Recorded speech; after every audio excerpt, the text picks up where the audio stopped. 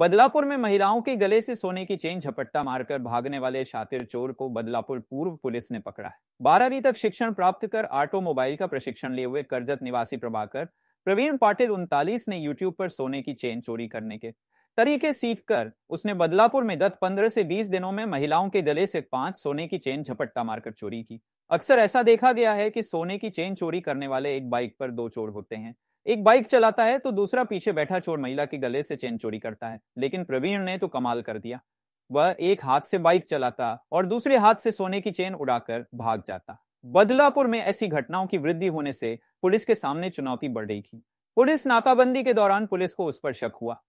Police ने उसका पीछा करते हुए बदलापुर के गांधी चौक पर उसे धर दबोचा। उसने बदलापुर पश्चिम में 2 और पूर्व में 3 चेन स्नैचिंग के बारे में स्वीकार किया है।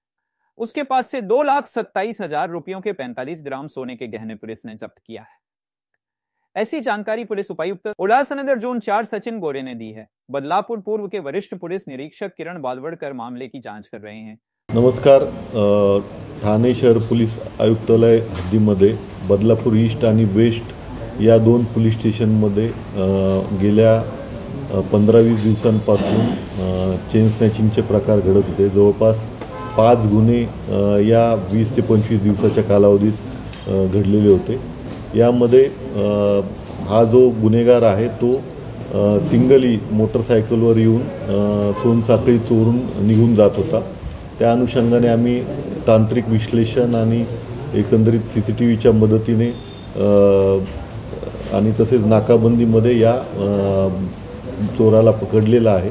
त्यांनी एकूण 5 गुन्हे केल्याचं कबूल केलेलं आहे आणि त्याला अधिक विचारपूस करता त्याने यूट्यूबवरती चेन स्नॅचिंग कशी करावी या दृष्टीने प्रात्यक्षिक पाहिले आणि त्यानुसार त्याने 5 गुन्हे केलेले आहेत।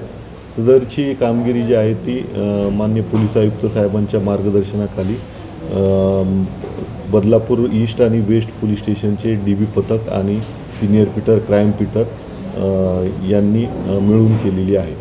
सर, शिक्षण काय आहे, त्याच्या पार्श्वभूमी काय आणि या क्षेत्राकडे का वळला तो ऑटोमोबाईलचा त्यांनी कोर्स केलेला आहे, 12वी झालेला आहे आणि इझी मनी मिळावं या अनुषंगाने त्यांनी ती मोडस ऑपरेंडी राबवलेली आहे।